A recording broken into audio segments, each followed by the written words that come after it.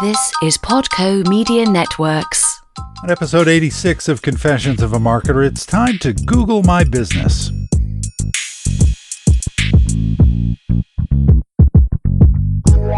Hi, it's Mark Reed Edwards. Welcome back to Confessions of a Marketer. Victor Machado of Post and Wall is in to expand on a discussion we started last month about Google My Business. We'll get to that in just a moment.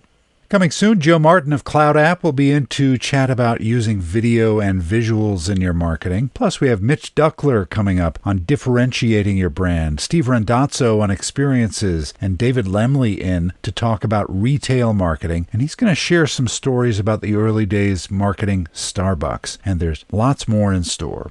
We launched Podco Media Networks on August 1st, and in addition to Confessions of a Marketer and the Innovation Podcast, we now have 3 other podcasts: Demystifying Data with Chris Clegg, My First Job with John Chang, and Mondays with Roger, hosted by Roger Entner. You can head over to podcomedia.com to listen and subscribe. Okay, on to Google My Business and Victor Machado. Victor was on the podcast last month. He runs a digital agency called Post and Wall. When he was in last, we dug into SEO and SEM and touched briefly on Google My Business. Today, he's back for the first of 2 episodes to get a bit more detail on GMB, as we like to call it. Let's get to it. Victor, welcome to Confessions of a Marketer. It's great to have you back, and I want to pronounce your name correctly. Machado. Thank you. I was okay with the other pronunciation, but I appreciate you correcting it for the record, and definitely appreciate being invited back. It's great to be back with you, Mark. Thank you.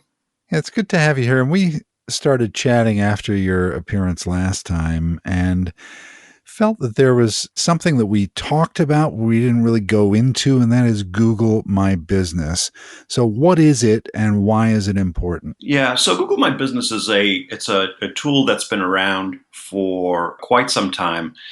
And it's a very basic business management tool, right? Basically, Google allows you to set up your business profile online with address, phone number, some basic information about your organization, and allows you to add some photos and all of these different things. What really matters about Google My Business, and it's kind of become a very important anchor point for all search engines, is that there's an authentication process that goes along with this. Yeah. So when you first start your business, and frankly, if you've been an operating business and you don't have Google My Business actually search yourself, you'll be able to claim whatever Google has been able to aggregate about you. But basically, in the setup process, and we can talk about that shortly here, you, in essence, get to a point where it says, we will send you a code for you to validate your business. Again, that validation, that authenticity is what really matters. So it's important to get done. Yeah. So how does it all work? How does it happen? Yeah. So, lots of folks already have Gmail accounts, or they're using one type or another service by Google. So if you are using their Google Drive, if you're using Photos, if you have a YouTube channel, then you already have a login. And on a Chrome browser, very easy to find, in the upper right-hand corner, there's a bunch of tiles. You'll see a small blue icon that looks like a storefront. That's Google My Business.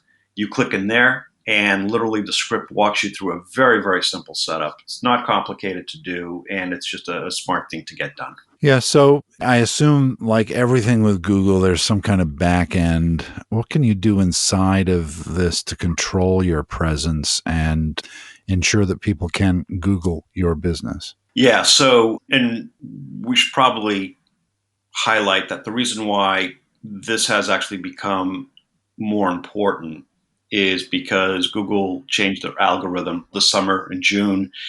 And what Google has been doing is basically scoring content on their channels. So any kind of citation that you create, a piece of content is created that gets some kind of a search engine citation.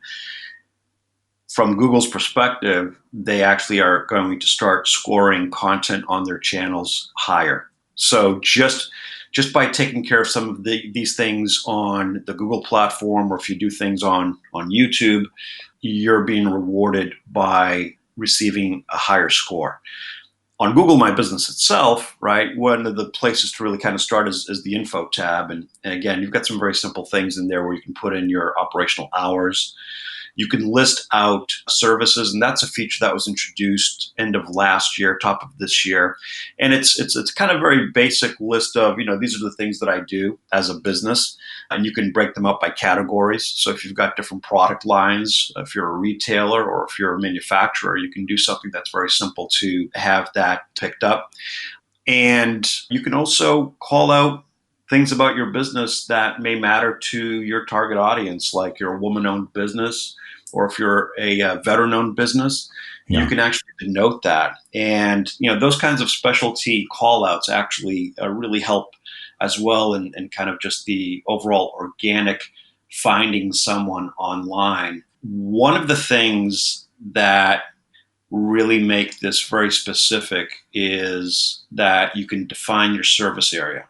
Okay, so it's not one of these things where, well, if I set it up and if I do business in Albuquerque, why would I care if someone in San Francisco sees this, right? I need business in Albuquerque. Well, you can define, the surrounding towns around your zip code as your areas of service if you're that localized as a business. So there are things like that that make it a worthwhile tool to use and to activate. So it's kind of like a verified Twitter account in a way, or, a qualified business listing, right? Yeah, and it shares some common features with other platforms like Yelp and Facebook business pages, right? Yeah. So folks can write reviews, folks can send you inbound messages.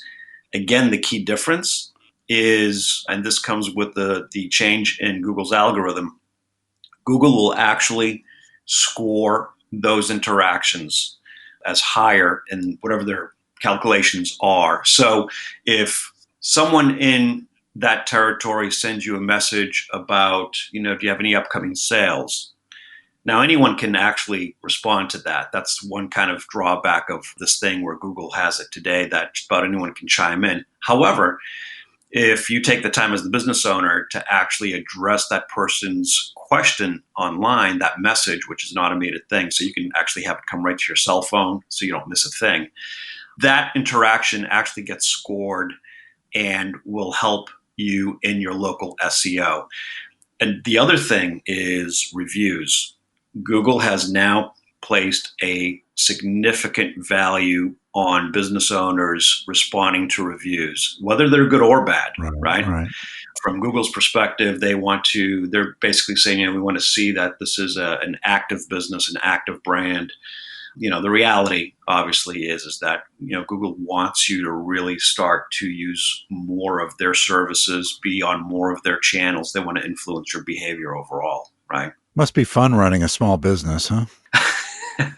It's not. And, it's funny. I mean, we've got a couple of what I call secondary services to what we do as an agency that, offload these kinds of things, right? So we've got our local SEO service, Smart Search, and we actually have a Google service that we designed based on these changes.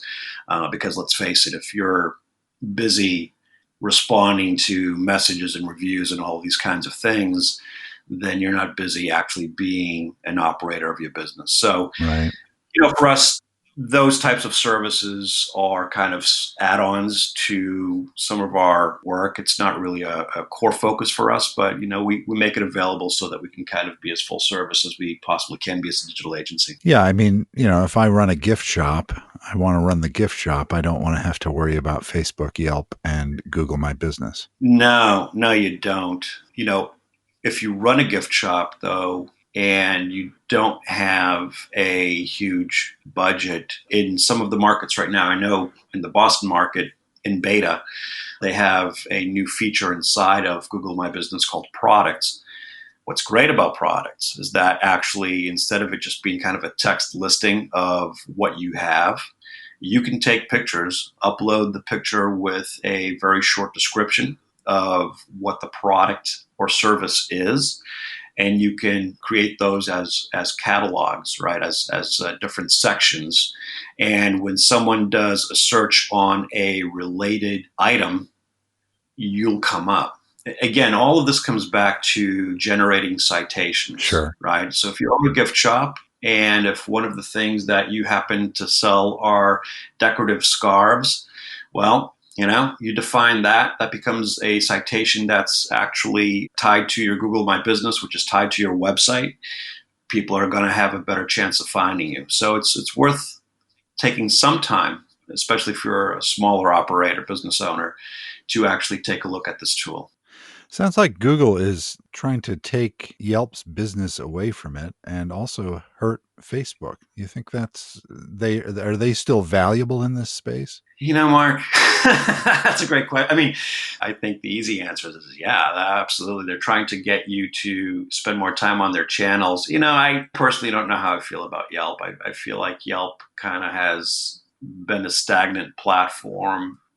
This is my personal opinion, okay? So it's Confessions of a Marketer. Here's a confession. I think I understand the value of Yelp. I understand the value of all of these platforms, but of all of these kind of business listing reviews type sites, I just kind of see Yelp as being a bit stagnant. We've had conversations with Yelp, and actually they do quite a bit to compete against folks that need, small jobs done. So kind of, they're trying to position themselves against the Angie's Lists of the world and the Tackles of the world and whatnot. And, that's great. That's a very narrow market, but, Google is expanding innovation, and frankly, they just have more that allows you to get content from a static channel like a Google My Business to a more dynamic channel like YouTube. So that's there.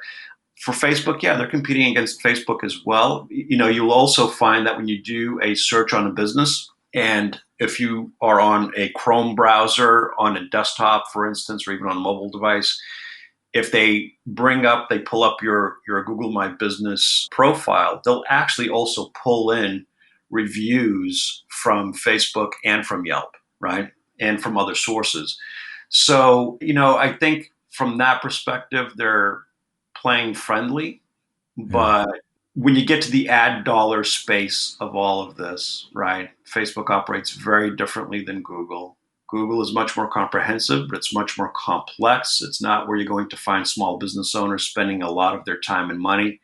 On Facebook, you're going to find, B2C, and you're going to find smaller businesses finding that platform being more accessible and more affordable. So there's a bit of a play here for everyone. All right, next time, Victor is back and we continue our chat and look more into the role Google My Business plays in the life of a business, some quirks we've all seen in searching for businesses, hiring an agency to help you with Google My Business, and lots more. So stay with us. This episode of Confessions of a Marketer is written, produced, and edited by yours truly. T. Jordan of A-Class Productions wrote the theme music. Confessions of a Marketer is a trademark of Podco Media Networks, and this episode is copyright 2019. I'm Mark Reed Edwards. See you next time.